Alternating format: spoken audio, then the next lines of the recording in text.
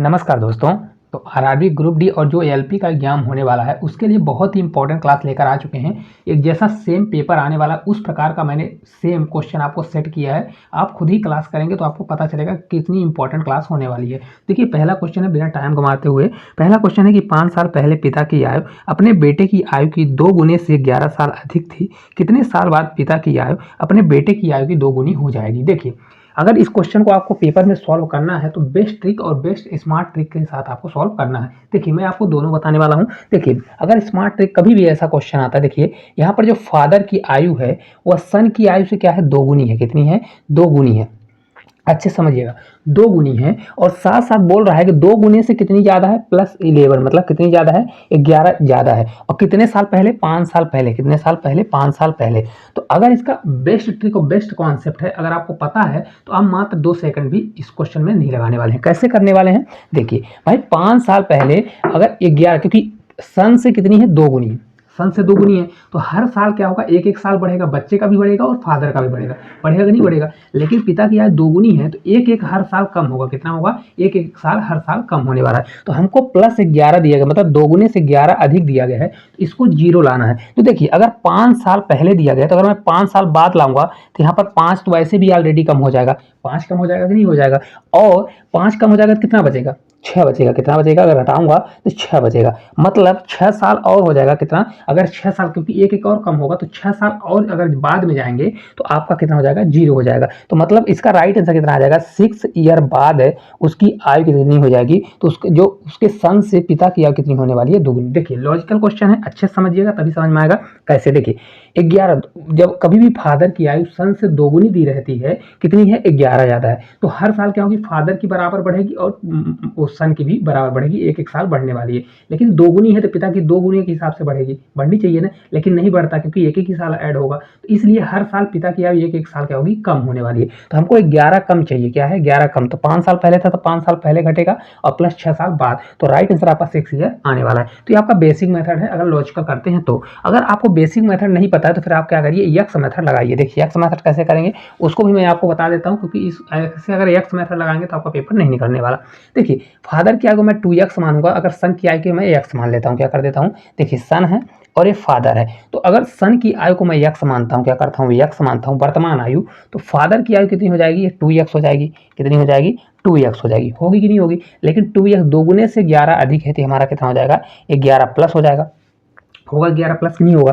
अब एक चीज देखिए, 5 साल पहले दिया है, 5 साल पहले, तो अगर मेरे को वर्तमान में जाना है तो यहाँ पर x प्लस कितना करूंगा मैं? 5 करूंगा। कितना करूंगा? x plus 5। और ये 2x प्लस कितना है? 11 है, तो यहाँ पर भी प्लस करना पड़ेगा। तो 11 प्लस 5 करूंगा तो हमारा कितना आ जाएगा? 11 में अगर 5 जोड़ेंगे तो हमारा कितना आ जाएगा? 16, मतलब 16 आ जाएगा। अब मेरे को पता नहीं है कितने साल बाद इनकी आयु क्या होने वाली है। इनकी आयु क्या हो जाएगी? पिता की आयु की 2 गुनी हो जाएगी। तो मैं मान लेता हूँ कि वो t समय बाद, मतलब कितने साल बाद? t समय बाद। x प्लस 5 प्लस टी, यहाँ पर मान लेता हूँ कि भाई टी समय के बाद जो सन की आयु है उसमें उसके पिता की आयु सन की आयु की 2 गुनी हो जाएगी। तो अगर टी समय बाद, तो यहाँ पर भी टी समय होगा। कितना होगा? टी समय होगा। तो यहाँ पर भी मैं क्या कर दूंगा? टी समय बाद, तो यहाँ पर टी कर देता हूँ। अब देखिए, यहाँ पर जगह नहीं, इसको मैं इधर साइड लिख देता हूँ ताकि आपको कंफ्यूजन न हो। मैं डायरेक्ट एक ही लाइन में करने की कोशिश कर रहा हूँ। ये टी समय बाद, कितने समय बाद? टी समय बाद। इक्वेशन को कभी भी इक्वल करना होता है, क्योंकि ये 2 गुना क्या है? फादर की आयु 2 गुनी है, तो हमको सन की आयु को 2 गुना करना पड़ेगा, क्योंकि ये इक्वल इक्वेशन बना रहे हैं। तो इसको जब 2 गुना करेंगे तो यहाँ से 2 से मैं मल्टीप्लाई कर दूंगा। ठीक है, देखिए आपको समझने में थोड़ा प्रॉब्लम होगी, मैंने एक ही लाइन में करने की कोशिश की है, तभी आपका पेपर निकलेगा। अब इसको सॉल्व कर लीजिए। इसको जब मैं सॉल्व करूँ, देखिए 2x है तो इसको 2x ही रहने दीजिए, प्लस टी है तो प्लस टी करिए, प्लस 16 है तो 16 रखिए, इक्वल्स 2। अब देखिए 2 से मल्टीप्लाई होगा तो हमारा 2x आ जाएगा, प्लस 5 से 2 बार 10 हो जाएगा, ये हमारा 2 से 2t हो जाएगा। ठीक है, देखिए 2x है, हमारा 2x से 2x कैंसिल हो जाएगा, ये 2t है तो ये t उधर जाएगा तो माइनस हो जाएगा, तो 1t बचेगा। ये 16 है तो इधर आएगा तो आपका t बराबर कितना आ जाएगा? तो t बराबर आपका 6 आ जाएगा। तो देखिए t बराबर मतलब कितने साल बाद? 6 साल बाद। तो भी आपका राइट आंसर आने वाला है। तो आप ये लॉजिकल वाला अगर लगाएंगे तो बेस्ट है, और नहीं तो फिर ये वाला लगाएंगे, दोनों बेस्ट है। चलिए नेक्स्ट क्वेश्चन की ओर चलते हैं। देखिए, अगला क्वेश्चन है कि 1 और 100 के बीच आने वाले युग्म अभाज्य संख्याओं के युग्मों की संख्या बताइए। देखिए ये क्वेश्चन कई बार एसएससी में, रेलवे ग्रुप डी में बार बार ये क्वेश्चन पूछा जाता है, तो इसको आप याद रख लीजिए। देखिए क्या है, युग्म अभाज्य संख्या होती क्या है, तो युग्म अभाज्य संख्या का मतलब ही होता है कि जिनके मतलब ऐसी अभाज्य संख्या है जिनमें अंतर कितने का हो, 2 का अंतर हो। जैसे देखिए मैंने पहले से नंबर लिख लिया है कि 1 से लेकर 100 तक कितनी अभाज्य संख्या है जिनके बीच अंतर है 2 का है। तो देखिए जैसे 3 और 5 में कितने का अंतर है, 2 का है। 5 और 7 में कितने का अंतर है, 2 का अंतर है। 17 और 19 में कितने का अंतर है, 2 का। 41 और 43 में 2 का अंतर है। 71 और 73 में 2 का अंतर है। 11 और 13 में 2 का अंतर।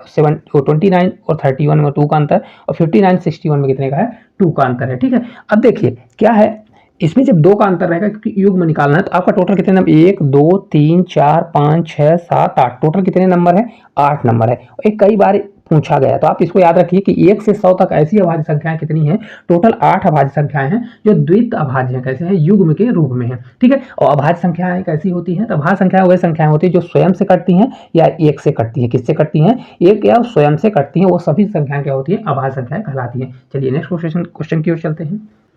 देखिए अगला क्वेश्चन है कि किसी संख्या के 1/2, 1/3 और 1/5 का योग उस संख्या से 12 अधिक है तो वह संख्या क्या होगी। कभी भी ऐसा क्वेश्चन आता है तो क्या करना है, देखिए 1/2, 1/3, 1/5 दिया, तो इनका फ्रैक्शन दिया गया, तो जो नीचे जो वैल्यू रहती है इनका एलसीएम लीजिए। तो 5, 3 और 2 का अगर एलसीएम लेंगे तो कितना आ जाएगा, 30। तो मैंने वो मान लिया कि वो संख्या कितनी है, ये आपकी 30 है। कितनी है, 30 है। तो देखिए 30 का पहले, देखिए 30 का पहले 1/2 निकालेंगे तो कितना हो जाएगा, 1/2 मतलब आधा होता है, कितना हो जाएगा, 15 होगा। कितना हो जाएगा, 15 हो जाएगा। फिर 30 का 1/3 निकालेंगे तो कितना हो जाएगा, 30 का 1/3 निकालेंगे तो ये आपका 10 हो जाएगा। कितना हो जाएगा, 10 हो जाएगा। प्लस करिए, फिर 30 का 1/5 निकालेंगे तो 5 से 6 बार जाएगा, 5 छक्का 30 हो जाएगा। तो इनको जोड़िए, 15 10 कितना होगा, 25, और 25 6 आपका हो जाएगा 31 हो जाएगा। कितना होगा, 31। तो वही बोल रहा है कि किसी भी संख्या का 1/2, 1/3, 1/5 कितना अधिक है, 12 अधिक है। लेकिन एक्चुअल में देखेंगे कि हमारी संख्या कितनी थी, 30 थी, उससे कितना अधिक है, 31 हो रहा है, मतलब 1 अधिक है। तो 1 बराबर हम कितना करेंगे, 12 करने वाले हैं। 1 बराबर 12, तो वह संख्या हमने कितना माना था, 30। कितना माना था, 30। तो 30 × 12 करेंगे तो 12 से 3 बार, 12 से 3 बार आपका जाएगा 36। तो 360 इस क्वेश्चन का राइट आंसर आ जाएगा। इस प्रकार का क्वेश्चन रेलवे बार बार पूछ रहा है, तो इसको आप जरूर करके जाइए। चलिए नेक्स्ट क्वेश्चन की ओर चलते हैं। देखिए अगला क्वेश्चन है जो रेलवे का बहुत महत्वपूर्ण क्वेश्चन है कि किसी किसान के घर में मुर्गियां और बकरियां हैं, उनके सिरों की कुल संख्या 42 है और उनके पैरों की कुल संख्या 138 है, तो मुर्गियों की संख्या क्या होगी। कभी भी ऐसा सिर वाला क्वेश्चन आता है तो आपको विद इन सेकंड में कैसे करना है। देखिए एक चीज हमेशा याद रखिए, यहाँ पर कौन है, हेन मतलब मुर्गी है और आपका बकरी है। तो मुर्गी जो होती है उसके कितने पैर होते हैं, 2 पैर होते हैं। कितने होते हैं, 2 पैर होते हैं। और बकरी के कितने होते हैं, 4 पैर होते हैं। तो अगर एक्चुअल में आप देखेंगे तो 2 पैर, 2 पैर तो दोनों कॉमन है कॉमन की नहीं है, मतलब हेन के भी 2 पैर हैं और इसके बकरी के भी 2 पैर हैं। तो मैं ये सोचता हूँ कि अगर टोटल अगर 42 सर थे, कितने सर थे, 42 सर थे, तो मैं अगर टोटल 42 सर थे तो दोनों के अगर 2 पैर होते तो टोटल कितने पैर हो जाते, तो 42 दूना कितना हो जाएगा आपका, 84, मतलब टोटल 84 पैर हो जाते। कितने होते, टोटल 84 पैर होते। लेकिन एक्चुअल बोल रहा है कि 138 पैर है। तो जो 138 पैर हैं तो इसको जब मैं घटाऊंगा 84 से तो कितना आ जाएगा आपका, ये 4 होगा। 13 में आपका 8 जाएगा तो आपका कितना हो जाएगा, ये 5। कितना हो जाएगा आपका, 5 आ जाएगा। मतलब 54 पैर क्या हो रहे हैं, बढ़ रहे हैं। किसके कारण बढ़ रहा है, तो ये जो बकरी के 2 पैर एक्स्ट्रा थे, किसके कितने, देखिए 2 पैर तो इसके थे, किसके, तो आपका हेन मुर्गी के 2 पैर थे और बकरी के 4 थे। लेकिन 2 पैर, अगर दोनों के 2 पैर होते तो टोटल 84 ही पैर होते। अगर 42 सर हैं तो 84 पैर होते। लेकिन जो 54 पैर बढ़ रहे हैं किसके कारण, बकरी के कारण। तो 2 बराबर हमारा कितना हो जाएगा, आपका 54 हो जाएगा। तो आपका 1 बराबर कितना आ जाएगा, 27 दूना 54, मतलब 27 टोटल पैर। देखिए 1 बराबर 27 आ गया, मतलब यहाँ पर 27 जो थी, कितनी थी, 27 बकरियां थी। क्या थी, 27 बकरियां। तो अगर देखिए टोटल कितने सर थे, 42 थे। कितने थे, ये जो आंसर आएगा तो किसका आता है, बकरी का आता है। लेकिन हमको पूछ रहा है मुर्गी के कितने, मुर्गियां कितनी थी। तो टोटल अगर 42 थे, टोटल 42 थे, तो उसमें अगर मैं 27 घटा दूंगा तो मेरा आ जाएगा आंसर की बकरियां, आपका कितनी मुर्गियां थी। तो देखिए 12 में 7 जाएगा तो आपका 5 होगा और 1 आ जाएगा, तो 15 आपका राइट आंसर आने वाला है। देखिए कहाँ पर दिया है, ए नंबर में दिया है, तो करेक्ट आंसर कितना होगा, 15। चलिए अगले क्वेश्चन की ओर चलते हैं। देखिए अगला क्वेश्चन है कि 5 दोस्तों के बीच एक केक बांटा जाता है। 4 को केक का क्रमशः 1/8, 1/6 5/12 और 1/12 हिस्सा मिलता है तो केक का कितना हिस्सा 5वें दोस्त को मिलेगा। देखिए इस प्रकार का क्वेश्चन मैंने अभी एक कराया है। इस प्रकार का क्वेश्चन कभी भी आता है, अगर फ्रैक्शन दिया है तो पहले आप टोटल मानिए। टोटल कैसे निकालेंगे, जो नीचे की वैल्यू दी है इनका एलसीएम लीजिए। तो 12, 12, 6, 8 इनका जब एलसीएम लेंगे तो एलसीएम कैसे लिया जाता है, सबसे बड़े नंबर को लीजिए। देखिए सबसे बड़ा नंबर 12 है तो मैं 6 को 12 में अगर भाग दूंगा तो चला जाएगा, मतलब इसमें 6 है। 8 से अगर 12 में भाग देंगे तो नहीं जाएगा, मतलब 8 में कितने का भाग जाएगा, 4 चला जाएगा, बचेगा 4। तो इसको मैं कैसे कर लूंगा, देखिए 12 से इसमें, देखिए 12 इसमें है लेकिन इसमें 4 नहीं है, कितना है 4 दूनी 8, मतलब 2 नहीं है। तो इसको मैं कितना एलसीएम आ जाएगा 24 आएगा, कितना आ जाएगा हमारा एलसीएम 24 आ जाएगा। ठीक है, अब देखिए मैं दोस्त को मान ले तो एक दोस्त उसका ए है, कौन है ए है। तो अगर टोटल 24 था, 24 का 1/8 किसको मिल रहा है 24 को, मतलब इसका ए को मिल रहा है। तो इसका 1/8 निकालेंगे तो 8 3 24, मतलब ए को कितना मिला होगा 3 मिला होगा। अब दूसरा दोस्तों को मैं बी मान लेता हूँ, तो बी को कितना मिला होगा, टोटल 24 का 1/6, तो अगर 1/6 करूंगा तो 6 कितना आ जाएगा, 6 चौको 24 आ जाएगा। ठीक है, मतलब बी को 4 मिला। सी को कितना मिलेगा, तो सी को देखिए 5/12 मिलेगा। तो 24 का अगर 5/12 निकालूंगा तो 12 दूना 24 और 2 बार जाएगा और 5 दूनी 10, टोटल कितना मिलेगा 10 मिलेगा। और डी मतलब हमारा चौथा जो दोस्त है तो उसको 1/12 मिला, मतलब 24 का 1/12 मतलब आधा मिलेगा, 12 दूना मतलब उसको कितना मिला 2 मिला। ठीक है, टोटल 24 था, उसमें से 4 लोगों को कितना मिल गया, जोड़ लीजिए 4 3 7 2 9, टोटल कितना मिल गया, टोटल 19 मिल गया। कितना मिल गया, 19 मिल गया। तो अब जो शेष बचेगा किसको मिलेगा, 5वें को मिलेगा। 5वां मतलब हमारा दोस्त कौन सा है, मान लीजिए ई है। तो अगर टोटल आपका 24 है, 19 मिल चुका है तो कितना बचा, 5 बचा। तो 5 और टोटल कितना था 24, तो 5वें को कितना हिस्सा मिलेगा, तो आपको 5/24 मिलेगा। कितना मिलेगा, देखिए टोटल देखिए 19 हो रहा है, बचा कितना, शेष जो बचेगा उसको ऊपर रखिए और टोटल को नीचे, तो 5/24 आपका राइट आंसर आ जाएगा। चलिए अगले क्वेश्चन की ओर चलते हैं। देखिए अगला क्वेश्चन है बोर्ड मास का 4/11 मल्टीप्लाई 1/21/16 मल्टीप्लाई 24 और मल्टीप्लाई ब्रैकेट में है 75 का स्क्वायर माइनस 55 का स्क्वायर मल्टीप्लाई 1/100 का मान कितना होने वाला है बोर्ड मास का रूल के हिसाब से। तो देखिए कभी भी बोर्ड मास का रूल अगर सरलीकरण का क्वेश्चन करना है तो हमेशा एक चीज याद रखिए, पहले ब्रैकेट को सॉल्व किया जाता है, छोटे ब्रैकेट को, फिर मझले ब्रैकेट को सॉल्व किया जाता है और फिर किसको सॉल्व किया जाता है, बड़े ब्रैकेट को सॉल्व किया जाता है। और इसमें भी सबसे पहले डिवाइड को, फिर मल्टीप्लाई को, फिर प्लस को, फिर माइनस को सॉल्व किया जाता है। अगर ऐसे सॉल्व करेंगे तो कभी भी आपका क्वेश्चन गलत नहीं होगा। हालांकि इस क्वेश्चन में ज्यादा कुछ भी नहीं, क्योंकि ज्यादा से ज्यादा मल्टीप्लाई दिया गया। अगर आप देखेंगे तो 4 से हमारा कितनी बार जाएगा, आपका 4 बार। 11 से आपका 11 का स्क्वायर दिया तो 11 बार जाएगा, आपका 4 बार जाएगा। 4 से अगर आप देखेंगे तो 4 से आपका 6 बार जाएगा, कितनी बार जाएगा 6 बार। तो 11 मल्टीप्लाई कितना हो जाएगा हमारा, देखिए 6। तो अगर आप 11 का मल्टीप्लाई नहीं करना चाहते तो 11 को सेम रहने दीजिए, क्योंकि 6 अगर 11 रहेगा तो आपको मल्टीप्लाई करने में आसानी होगी। देखिए यहाँ पर कुछ चीज देखेंगे तो ये 75 का स्क्वायर माइनस 55 का स्क्वायर दिया गया है। तो ये आपको का फार्मूला होता है ए स्क्वायर माइनस बी स्क्वायर बराबर होता है ए प्लस बी, और मल्टीप्लाई कितना होता है ए माइनस बी होता है। ठीक है, तो इसको खोल दीजिए। देखिए 75 का स्क्वायर माइनस ए माइनस बी हो गया तो 75 प्लस 55 होगा एक बार, तो कितना आ जाएगा, देखिए 5 5 हमारा 10 हो जाएगा, 7 5 12 1 13 मतलब 130 हो जाएगा। मल्टीप्लाई एक बार घटेगा तो ये आपका 0 होगा, 7 में 5 जाएगा तो आपका 2 होगा, मतलब ये 20 आ जाएगा। और ये मल्टीप्लाई कितना हो जाएगा 100 हो जाएगा। अब देखिए 1 2 कट गया, ये आपका 11 के 11 ही रहेगा। मल्टीप्लाई ये 6 है तो 13 से 6 बार ले जाइए और 2 करिए।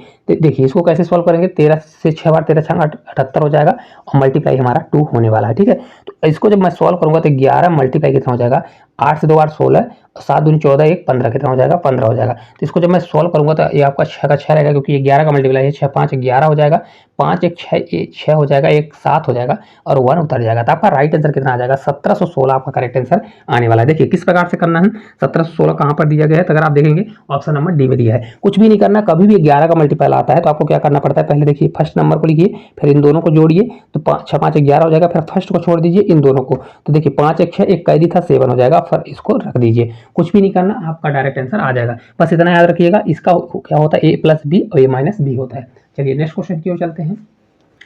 देखिए अगला क्वेश्चन बहुत लाजवाब है, अगर इसको सीख कर जाएंगे, अगर पेपर में आएगा तभी बनेगा। देखिए कैसा क्वेश्चन है कि 3 की पावर 45 माइनस 1 एंड 3 की पावर 35 माइनस 1 दिया गया है और इसका एचसीएफ निकालना है। तो कभी भी इस फॉर्मेट का क्वेश्चन आता है तो देखिए एचसीएफ क्या होता है, जो हाईएस्ट कॉमन फैक्टर होता है, इन दोनों में से जो हाईएस्ट हो कॉमन निकले वही हमारा आंसर होने वाला है। देखिए कभी भी ऐसा क्वेश्चन आएगा तो इसका देखिए स्टैंडर्ड फॉर्म क्या होता है, ए की पावर एन माइनस कितना होता है, ए की पावर एन करिए यहाँ, तो ए की पावर एन माइनस 1 और यहाँ पर क्या होता है और जैसे है और ए की पावर एम दिया है -1, कभी भी इस फॉर्म में आता है तो इसका एचसीएफ डायरेक्ट आप क्या निकालिए, एचसीएफ बराबर आपका हो जाएगा ए की पावर कितना हो जाएगा, हाईएस्ट कॉमन फैक्टर, ऊपर क्या लेंगे, हाईएस्ट कॉमन फैक्टर लेंगे किसका, एम और एन का लेने वाले हैं, ठीक है, और माइनस क्या कर दीजिएगा, 1 कर दीजिएगा, बस और कुछ भी नहीं करना। तो देखिए क्या है, ए बराबर कितना दिया है यहाँ पर, देखिए 3 3 दिया है, कितना हो जाएगा हमारा, ये 3 हो जाएगा, कितना होगा 3 हो जाएगा। अब इसके पावर देखिए 45 और 35 दिया है, तो इसका एचसीएफ लेना है, एम एन का क्या लेना है, एचसीएफ लेना है।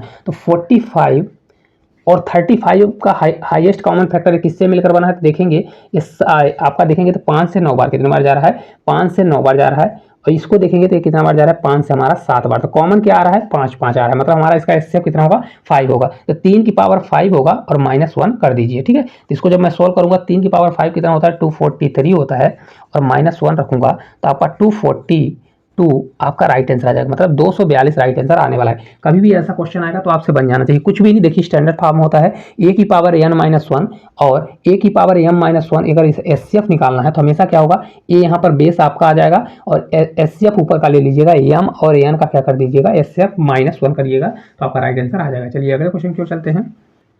देखिए अगला क्वेश्चन है कि यदि 59 मल्टीप्लाई 29 बराबर 1711 दिया गया है, तब 68 44 और 354 का महत्तम समावर्त यह एचसीएफ क्या होने वाला है। देखिए एक चीज इसमें याद रखिएगा, कभी भी इस प्रकार से क्वेश्चन आता है, देखिए इसके 1711 दिया, कितना दिया है, 1711 दिया। कभी भी ऐसा क्वेश्चन आता है तो एक चीज याद रखिए, इनमें से जो चीज है ना, तो इनमें से कोई ना कोई कॉमन रहेगा, ठीक है। अगर आप देखेंगे तो 59 या तो इन दोनों में से कटेगा या 29 से दोनों कटने वाले हैं। देखिए तो इनको अगर मैं देखता हूं तो किससे कट हो रहा है, 844 और 354 दिया गया है, और एचसीएफ निकालना है तो एचसीएफ हमेशा ही जो सबसे छोटी संख्या होती है, इससे हमारा एचसीएफ छोटा ही आएगा, आएगा कि नहीं आएगा। तो अगर आप देखें तो 59 से कट रहा है कि नहीं कट रहा है, तो अगर देखिए 59 से अगर इसको कट करेंगे, किससे कट करेंगे, 59 से कट करेंगे, देखिए कितनी बार जाने वाला है, 59 से देखिए यहाँ पर लास्ट में 4 आ रहा है, तो 9 में कितने का मल्टीप्लाई करेंगे तो 4 आ जाएगा, क्योंकि ये पूरा पूरा जाने वाला है। तो अगर 6 देखिए 9 से 6 बार, तो मतलब ये 6 बार जाएगा, कितनी बार जाएगा, 6 बार। अगर करना है तो पूरा भी मल्टीप्लाई कर सकते हैं, 6 से अगर 5 बार ले जाएंगे तो ऐसे भी 30 हो जाएगा, और लगभग ये कितना दिया है, 60 दिया है, तो 60 के आसपास दिया गया, मतलब 59 से कितनी बार जाएगा, 6 बार जाएगा। इसको आपको सॉल्व भी करने की जरूरत नहीं है, अगर देखेंगे तो 59 से कटेगा, लेकिन इसको सॉल्व करने की जरूरत नहीं है। क्यों नहीं है, क्योंकि इससे हमारा छोटा ही तो आंसर आएगा, कितना आएगा, छोटा आंसर आएगा। तो अगर आप एक चीज देखिए कि या तो 59 ही हमारा आंसर होगा, लेकिन ऑप्शन की ओर जाएंगे तो 59 हमारा आंसर दिया गया है, लेकिन देखिए हो सकता है 59 से बड़ा भी हो, तो इसका अगर यहाँ पर देखिए या तो 3 मल्टीप्लाई 2 होने वाला है। देखिए 59 से इसका इसमें देखेंगे तो पूरा पूरा भाग चला जाएगा, देखिए 59 से एक बार जाएगा, बचेगा कितना, तो आपका बच जाएगा, देखिए 59 69, मतलब आपका बच जाएगा 9 बचेगा, तो ये 944 आ जाएगा, कितना आ जाएगा, 944। तो इसको जब सॉल्व करोगे तो ये कट जाएगा, ठीक है।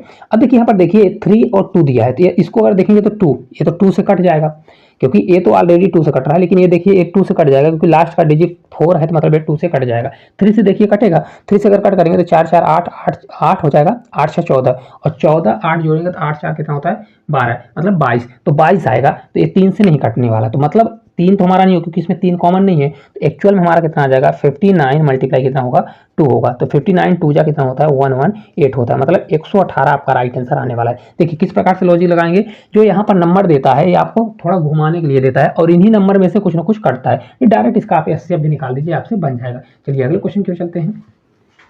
देखिए अगला क्वेश्चन बहुत ही धांसू है, एक कस्बे की वर्तमान जनसंख्या 15,625 है, यह 2 क्रमागत वर्षों में 8% और 12% बढ़ती है, लेकिन तीसरे वर्ष 22% घट जाती है, तो तीसरे वर्ष के अंत में कस्बे की जनसंख्या क्या होने वाली है। देखिए इस प्रकार का क्वेश्चन अगर आता है तो आपको पूरा सॉल्व नहीं करना है, आपको लॉजिक और दिमाग लगाना है, वहां पर क्या करना है, लॉजिक और दिमाग ऑप्शन का सहारा लेना है। देखिए किस प्रकार से करना है मैं आपको बताता हूँ। यहाँ पर देखिए 8%, तो देखिए रेशियो लगाइए, 8% बराबर होता कितना है, तो 8% बराबर आपका होता है 2 बटे कितना होता है, आपका 25 होता है, कितना होता है, 2 बटे 25 नहीं बनता जिससे, तो 8 बटे क्या करिए, यहाँ पर देखिए 8 बटे 100 करिए, ठीक है। तो 4 से जब कट करेंगे तो 4 से 25 बार जाएगा 100, और 4 से आपका 2 बार जाएगा, तो मतलब कोई चीज 25 थी तो 25 से कितना हो जाएगी हमारा, 27 हो जाएगी, कितनी होगी, 27 होने वाली। इसी प्रकार 12% बढ़ा तो 12% बराबर होता कितना है, 12% बराबर होगा 4 से 3 बार, और 4 से आपका 25 बार, मतलब कोई चीज 25 थी, 25 पर 3 का बढ़ेगा, तो 25 से 3 बढ़ेगा तो हमारा कितना हो जाएगा, 28 होने वाला है, ठीक है। हालांकि इतने में भी आप क्वेश्चन को पकड़ सकते हैं, ठीक है।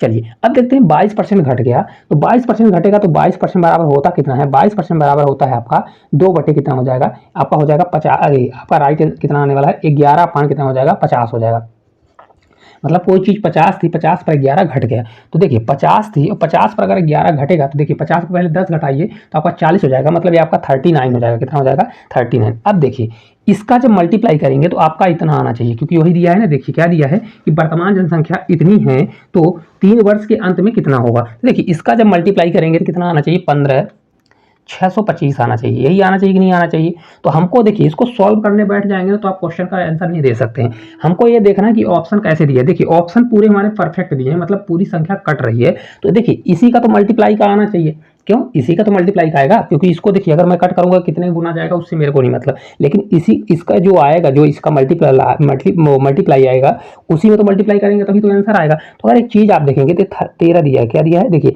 39 दिया है, मतलब ये 13 का क्या है? मल्टीपल है। क्या है? 13 का। तो हम ऐसी संख्या देखेंगे, देखिए 13 और मल्टीप्लाई कितना दिया है? 3 दिया है।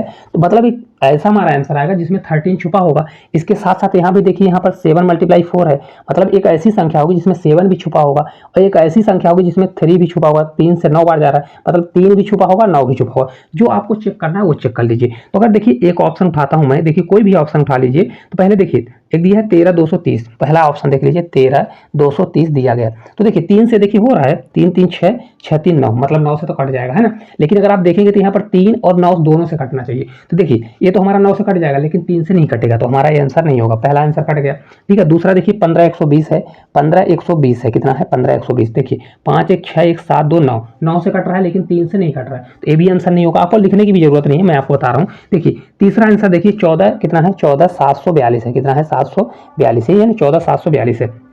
अब देखिए अगर इसको देखिए पहले 13 से भी देख लीजिए। देखिए इसको देखेंगे 4 1 5 हो रहा है, 5 4 4 8 2 8 2 10, और 10 हो गया, 7 1 8 18 हो रहा है, मतलब 9 से कट जाएगा, 9 से 2 बार जाएगा, 9 से कट जाएगा आपका।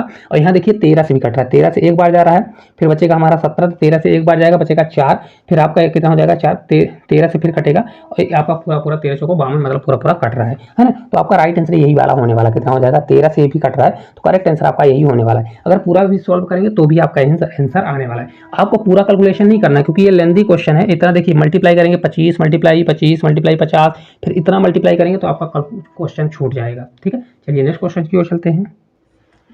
देखिए अगला क्वेश्चन है कि एक विद्यार्थी को टर्म फर्स्ट में 80/80 अंक प्राप्त होते हैं और सेकंड टर्म में उसको 75/90 अंक प्राप्त होते हैं। यदि दोनों टर्म के लिए दिए गए भारांक 40% और 60%, मतलब ये फर्स्ट वाले टर्म में उसको टोटल नंबर का 40% मिलेगा और सेकंड वाले का उसका 60% मिलने वाला है, तो उसको अंतिम प्राप्तांक का प्रतिशत ज्ञात करें। बहुत प्यारा क्वेश्चन है और बहुत कम समय में इसको सॉल्व करने वाले हैं। देखिए पहले वाले में उसने क्या किया, इसका 40% जोड़ रहा है, लेकिन एक्चुअल में अगर आप देखेंगे तो 80 में से 80 पाया, मतलब टोटल पाया कितना है? 100% पाया। कितना पाया है? 100% पाया है। और इसको 100% को किसके इक्वल मानना है? आपको 40% के इक्वल मानना है। ठीक है, इसमें 40% उसका जुड़ेगा।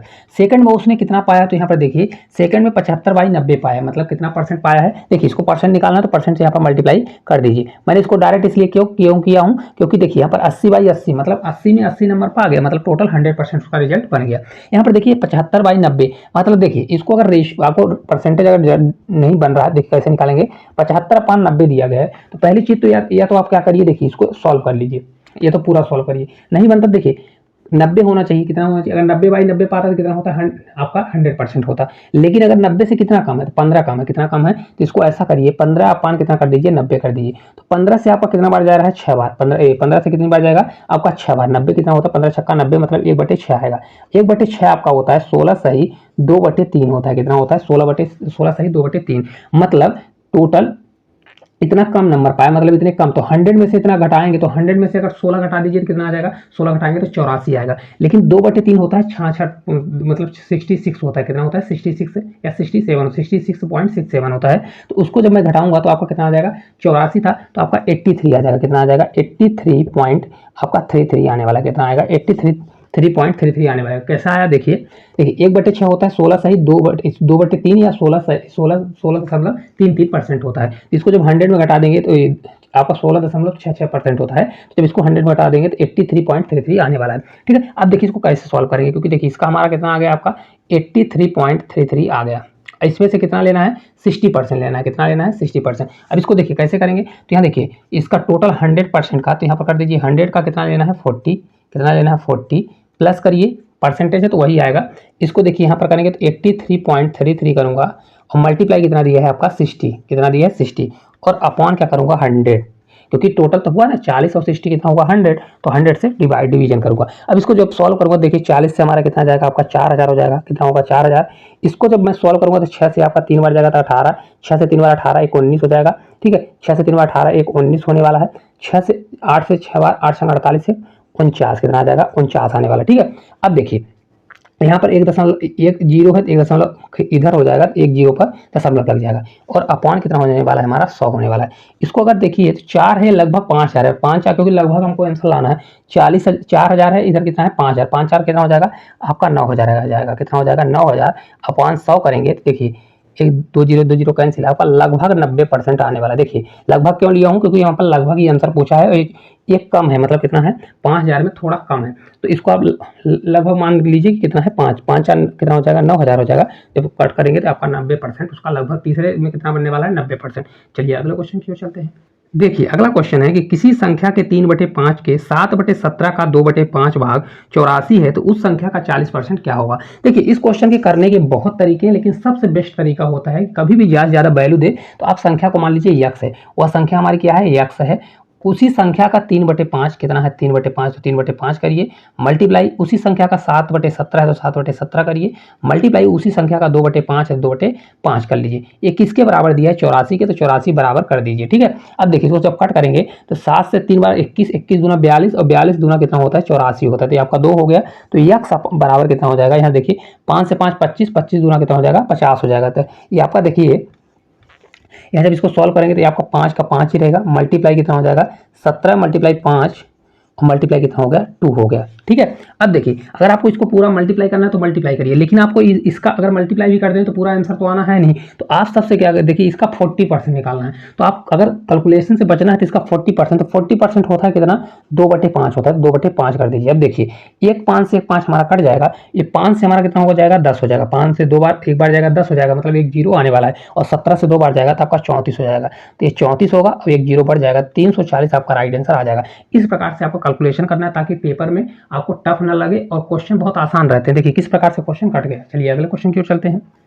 देखिए अगला क्वेश्चन है कि एक चुनाव में केवल 2 उम्मीदवार थे, हारने वाले उम्मीदवार को कुल मतों का 48% मिला और उसके प्रतिद्वंदी को 6000 मत अधिक मिले और उसने 3% मतों के अंतर से जीत हासिल की, तो अमान्य मतों की संख्या क्या होने वाली है। देखिए कभी भी वोट हमेशा क्या होता है 100% होता है, कितना होता है 100%। सभी को पता होगा कि हमेशा कोई वैल्यू क्या होती है 100% होती है। उसमें से एक को कितना मिला है 48% मिला है, कितना मिला है 48% मिला है, लेकिन जो विजयी उम्मीदवार है उसको 3% अधिक वोट मिला है, कितना मिला है 3% अधिक। देखिए एक को अगर 48% मिला तो विजयी उम्मीदवार को कितना मिला 3% अधिक मिला, तो मतलब इससे जो अंतर होता है वही तो अंतर होगा जितने से वो विजेता हो रहा है। तो एक 48 पाया तो ये कितना पाया होगा 48 प्लस अगर 3 करेंगे तो 51%, मतलब जो विजेता होगा उसको 51% वोट मिला। लेकिन इनका होना चाहिए 48 51 जोड़ना तो कितना हो रहा है 99, एक्चुअल में होना चाहिए 100, तो मतलब उसमें से जो 1% वोट रहा होगा तो क्या हुआ होगा अमान्य घोषित रहा होगा कि नहीं रहा होगा, और इन दोनों का जो डिफरेंस होता है उसी से तो विजयी बना होगा। तो देखिए 51 और 48 का डिफरेंस कितना आ रहा है 3%,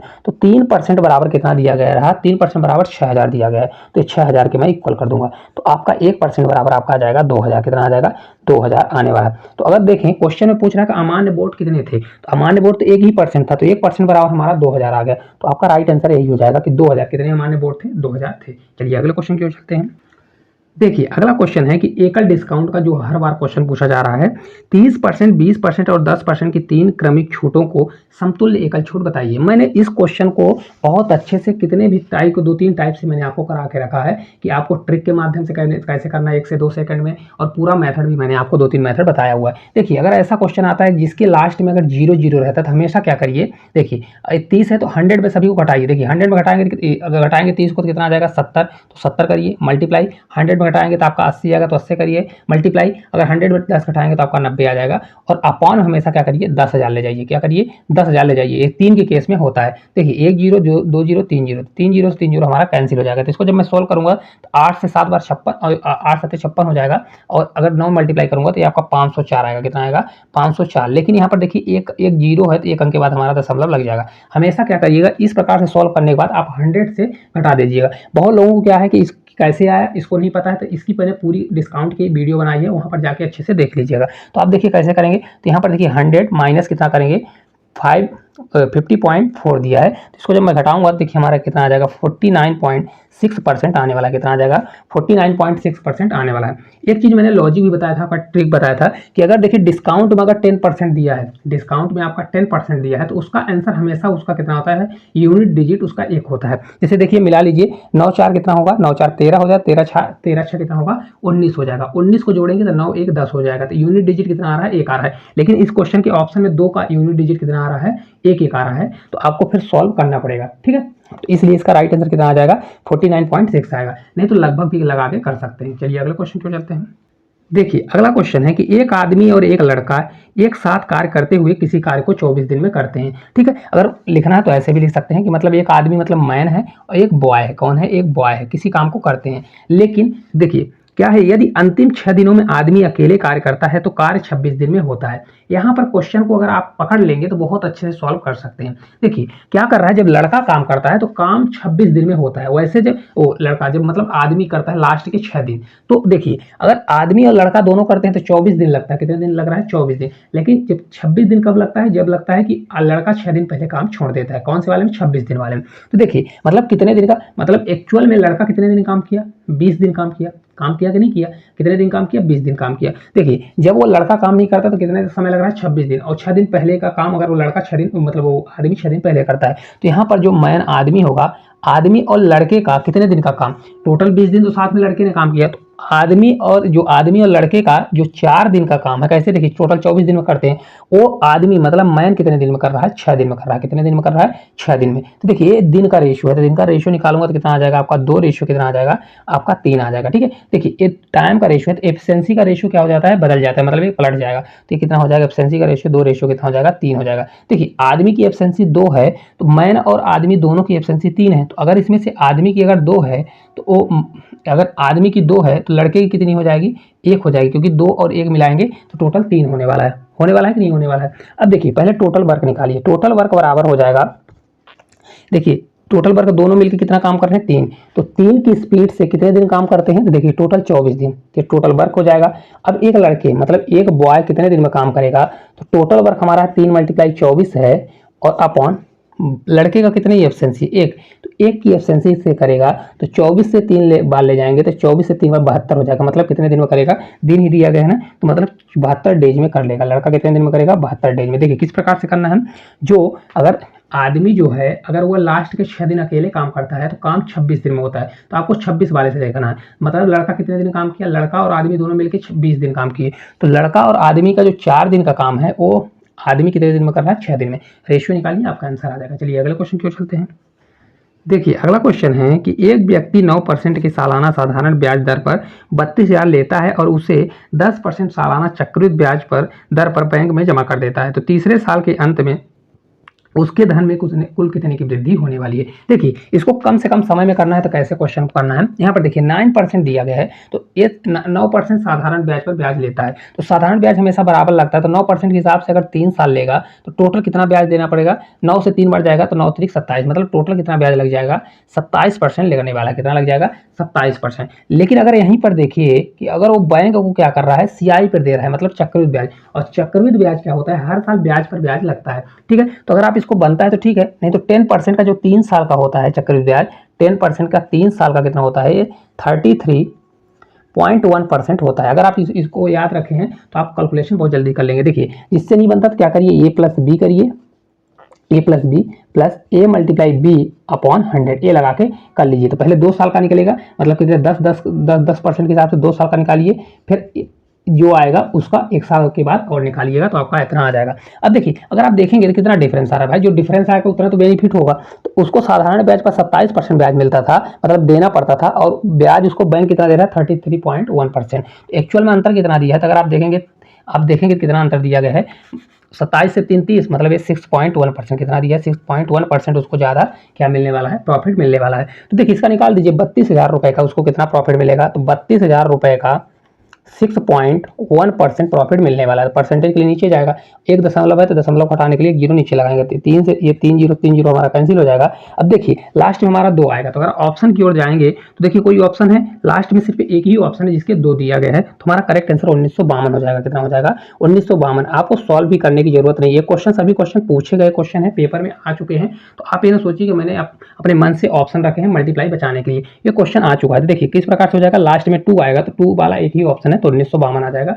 आपको नहीं लग रहा है तो आप क्या करिए, मल्टीप्लाई कर लीजिए। चलिए अगले क्वेश्चन की ओर चलते हैं।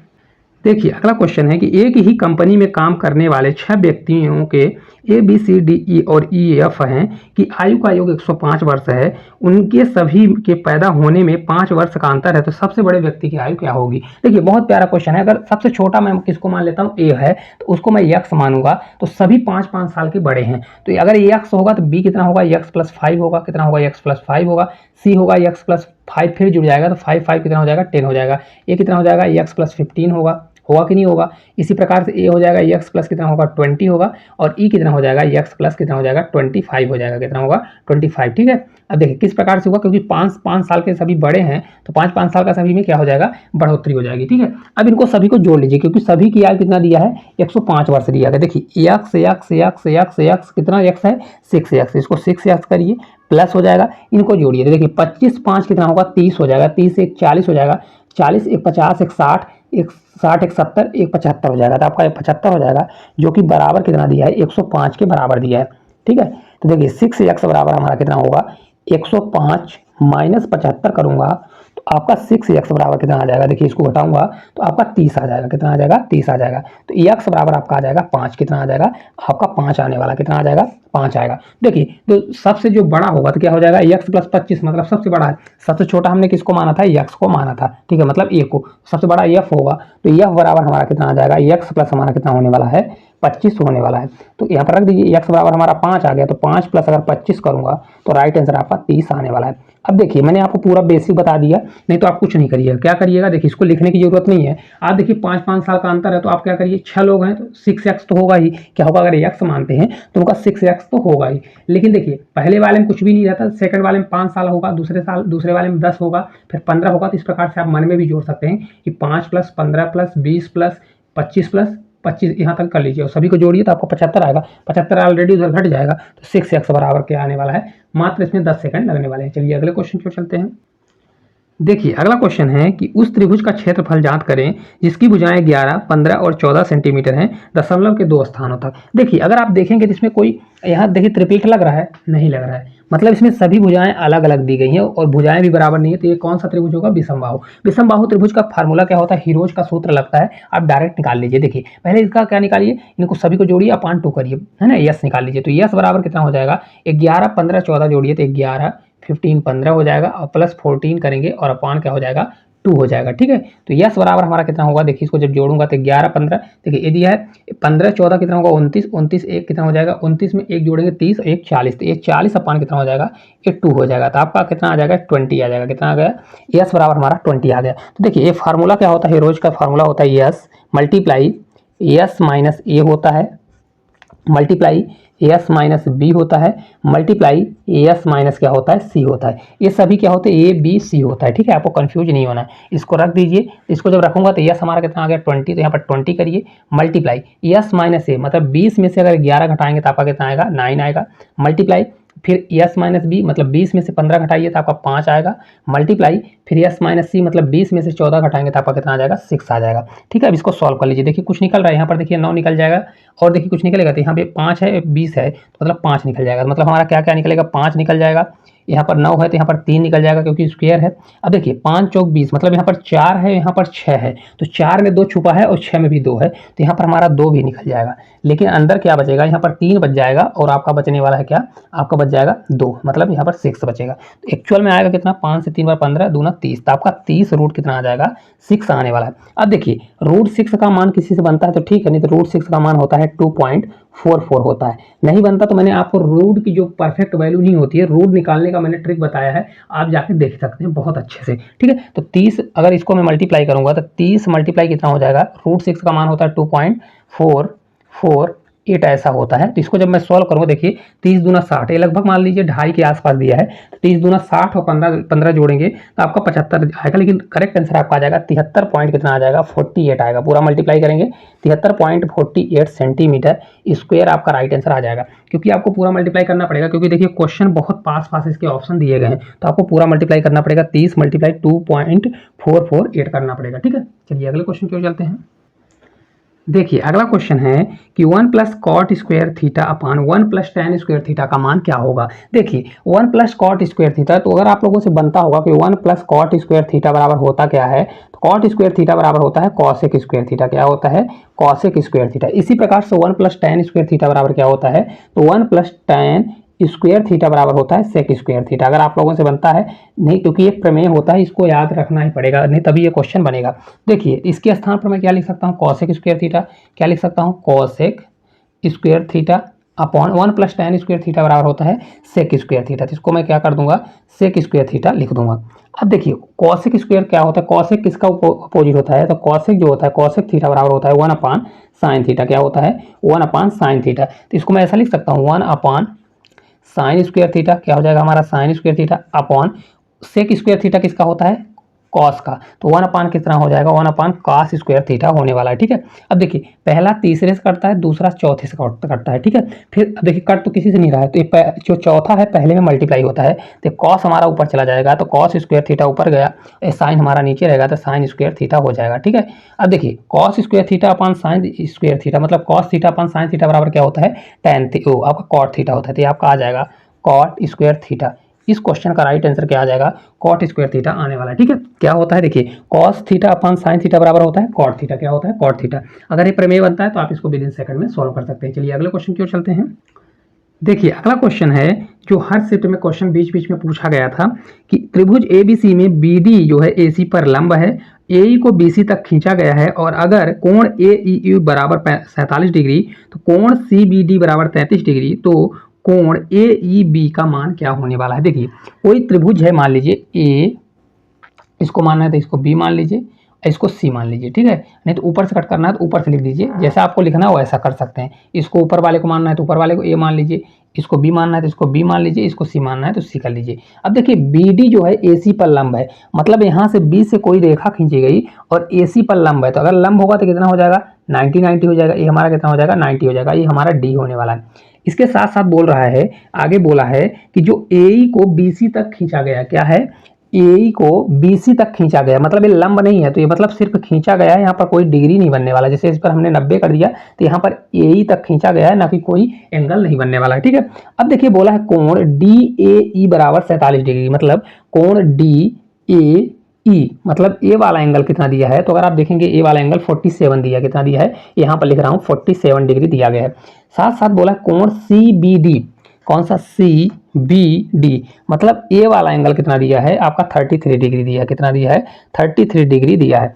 पूछ रहा है ए ई बी, कौन सा, ए ई बी, मतलब हमको ए वाला एंगल पूछ रहा है। ठीक है, अब एक चीज अगर आप देखेंगे कि ए वाला एंगल, यहाँ पर देखिए कभी भी कोई रेखा अगर कट करती है, ऐसे कुछ रेखा कट करती है, तो ए वाला एंगल बराबर होते हैं। क्या होते हैं, बराबर होते हैं। क्यों बराबर होते हैं, क्योंकि शीर्षाभिमुख कोण होता है। तो अगर मेरे को ए वाला एंगल पता चल जाए, क्या हो जाए, पता चल जाए, तो हमको ए वाला पता चल जाएगा, नहीं चल जाएगा। तो ए वाला, अगर यहाँ पर देखिए मेरे को ए वाला एंगल निकालना है, तो अगर इस वाले त्रिभुज में आप देखेंगे, इस वाले त्रिभुज में अगर ए वाला एंगल 33 है और ये वाला एंगल मेरे को पता चल जाएगा, तो ये वाला एंगल निकल जाएगा कि नहीं निकल जाएगा, कैसे निकल जाएगा, क्योंकि त्रिभुज के तीनों कोणों का मान 180 डिग्री होता है। ठीक है, तो देखिए यहाँ पर देखिए 90 है, क्योंकि देखिए यहाँ पर लंब डाला है तो 90 है, ए वाला एंगल कितना है, 47 है।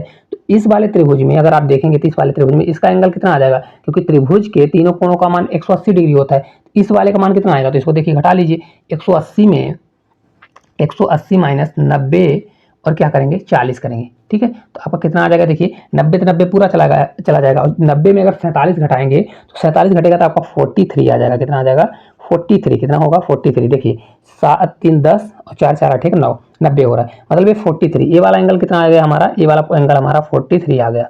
ठीक है, तो अगर ये 43 होगा तो ये वाला भी एंगल कितना हो जाएगा, 43 होगा कि नहीं होगा, कितना हो जाएगा, 43 हो जाएगा। तो हमको ए वाला एंगल चाहिए, कौन सा वाला, ए वाला, ई वाला एंगल, मतलब ए ई बी। तो कोण ए ई बी बराबर कितना हो जाएगा, टोटल कितना हो जाएगा इस वाले त्रिभुज में, टोटल कितना होगा 180। तो 180 माइनस कितना कर दूंगा 33 और प्लस कितना करूंगा 43, क्योंकि इन दोनों को घटा दूंगा तो ये वाला एंगल आ जाएगा कि नहीं आएगा।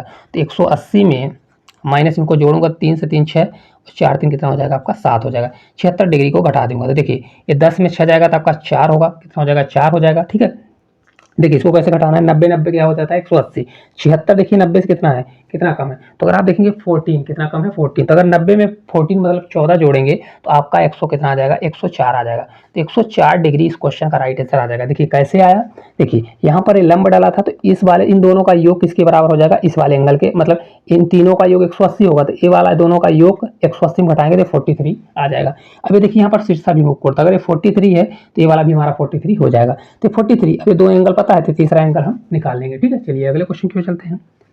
देखिए अगला क्वेश्चन है कि एक त्रिभुज की अंतःवृत्त त्रिज्या 7 सेंटीमीटर तथा उसका परिमाप 48 सेंटीमीटर है, तो त्रिभुज का क्षेत्रफल क्या होने वाला है। देखिए मैंने इस क्वेश्चन को बहुत अच्छे से बताया हुआ है और ये क्वेश्चन पूछे जाने की पूरी संभावना है। देखिए कभी भी अगर अंतः त्रिज्या किसी वृत्त मतलब किसी त्रिभुज के अंदर बनी है, जैसे मान लीजिए त्रिभुज है हमारा और त्रिभुज के अंदर कोई मान लीजिए सर्कल बना हुआ, क्या बना है, सर्कल बना हुआ है। ठीक है, तो यहाँ पर अगर आप देखेंगे तो इसकी त्रिज्या हो जाएगी, क्या होगी, यही तो त्रिज्या होगी इसकी, होगी कि नहीं होगी। तो अगर एक चीज आप देखेंगे तो यहाँ से अगर आप देखें तो ऐसा कुछ बनेगा, बनेगा कि नहीं बनेगा, इसी प्रकार ऐसा कुछ होगा, ये हमारा कुछ होगा, ऐसा हो जाएगा। ठीक है, तो अगर एक चीज आप देखिए तो इस वाले त्रिभुज में ये हमारा क्या काम करेगा, ये वाली हाइट का काम करेगा, करेगा कि नहीं करेगा। इसी प्रकार इस वाले त्रिभुज में ऐसा कुछ जाएगा तो ये वाला क्या करेगा, हाइट का काम करेगा। तो ये है क्या, ये त्रिज्या तो है, ये भी त्रिज्या है और ये भी त्रिज्या है। कौन सी त्रिज्या है, अंतः त्रिज्या, वृत्त की अंतः त्रिज्या है। और पैरामीटर, तो अगर देखिए वृत्त अगर इस वाले का हम क्षेत्रफल निकालें तो इस वाले का क्षेत्रफल कितना होता है 1/2 base into height, base into height होगा। तो हाइट हमारा कितना होगा r हो जाएगा, होगा कि नहीं होगा। इसी प्रकार इस वाले में निकालेंगे तो 1/2 होगा इंटू बेस इंटू हाइट हो जाएगा, हाइट हमारा r हो जाएगा, होगा कि नहीं होगा। फिर इसी प्रकार से करूंगा तो 1/2 होगा मल्टीप्लाई बेस इंटू हाइट हो जाएगा। तो अगर आप देखेंगे तो 1/2 और r हमारा सभी में कॉमन जा रहा है, तो 1/2 r हम कॉमन ले लेंगे तो हमारा बचेगा कितना, यहाँ पर देखिए बेस बेस बेस बेस मतलब ये भुजा की लंबाई, बेस ये वाला में भुजा की लंबाई, ये भी भुजा की लंबाई, तो तीनों भुजाओं का योग तो आ रहा है, मतलब b प्लस बेस मतलब तीनों भुजा की लंबाई आ रहा है। तो कभी भी अगर ऐसा क्वेश्चन आता है तो आपको कभी कुछ क्या करना है, इनका क्षेत्रफल अगर निकालना है तो 1/2 करिए, क्या करिए, आपका जो स्मॉल r मतलब अंतः त्रिज्या दिया है और मल्टीप्लाई क्या कर दीजिए पैरामीटर मतलब उसका परिमाप कर दीजिए। कैसे, देखिए तीनों भुजा, एक भुजा ये वाली है, ये b आया, फिर इसका आया, इसका, तो तीनों भुजाओं का योग ही तो पैरामीटर होता है ना, परिमाप होता है। तो इसको निकाल लीजिए, तो 1/2 करिए मल्टीप्लाई r कितना है आपका 7 है तो 7 रखिए, मल्टीप्लाई p आपका कितना है 48 है तो 48 कर दीजिए। ठीक है, अब इसको सॉल्व करिए, तो 2 से कट करूंगा तो 2 से 2 बार और 2 से 4 बार 24, तो 24 मल्टीप्लाई अगर 7 करते हैं तो कितना आने वाला है राइट आंसर, देखिए 24 मल्टीप्लाई 7, तो 7 से 7 चौक 28 हो जाएगा, 2 7 दूनी 14 2 16, तो 168 सेंटीमीटर स्क्वायर आपका इस क्वेश्चन का राइट आंसर आएगा। कितना आ जाएगा 168 सेंटीमीटर स्क्वायर आपका राइट आंसर आने वाला है। ठीक है, चलिए अगले क्वेश्चन की ओर चलते हैं। देखिए अगला क्वेश्चन है कि एक नियमित बहुभुज में 18 भुजाएं हैं, उस बहुभुज के प्रत्येक आंतरिक कोण का मान क्या होने वाला है। देखिए कभी भी किसी भी बहुभुज का अगर आंतरिक कोण का मान निकालना है तो उनका फार्मूला होता है n-2 मल्टीप्लाई 180 डिग्री, मतलब टोटल का निकालना होता है। अगर प्रत्येक का निकालना होता है तो n से भाग कर दीजिए, तो n हमारा क्या होगा, टोटल भुजाएं होगा, तब रख दीजिए आपका मान आ जाएगा। देखिए तो यहाँ पर कैसे करेंगे, n-2 मतलब n बराबर 18 है, तो 18 - 2 करूंगा, ठीक है, मल्टीप्लाई कितना करूंगा 180 डिग्री अपॉन n बराबर कितना हो जाएगा हमारा 18 हो जाएगा। इसको सॉल्व करिए तो 18 से आपका ये 10 बार जाएगा, यहाँ पर देखिए 18 में 2 जाएगा तो 16, तो 160 आ जाएगा। कितना हो जाएगा, प्रत्येक कोण उसका 160 डिग्री होने वाला है। ठीक है, चलिए अगले क्वेश्चन की ओर चलते हैं। तो देखिए एक क्वेश्चन आपके होमवर्क के लिए बहुत इंपॉर्टेंट क्वेश्चन है, एक समचतुर्भुज का क्षेत्रफल क्या होगा जिसकी भुजा 30 सेंटीमीटर तथा विकर्ण 36 सेंटीमीटर दिया गया है। हालांकि इस क्वेश्चन के आंसर बन जाना चाहिए, नहीं बनेगा तो मैं कल इस क्वेश्चन को फर्स्ट ही क्वेश्चन कराने वाला हूं। तो आपको क्लास किस प्रकार से लगी कमेंट करके जरूर बताइएगा। अगर अच्छी लगी होगी तो एक प्यारा सा कमेंट करिएगा और ज़्यादा शेयर करिएगा, और चैनल पर नए होंगे तो चैनल को सब्सक्राइब करिएगा। तो आज के लिए इतना ही, धन्यवाद।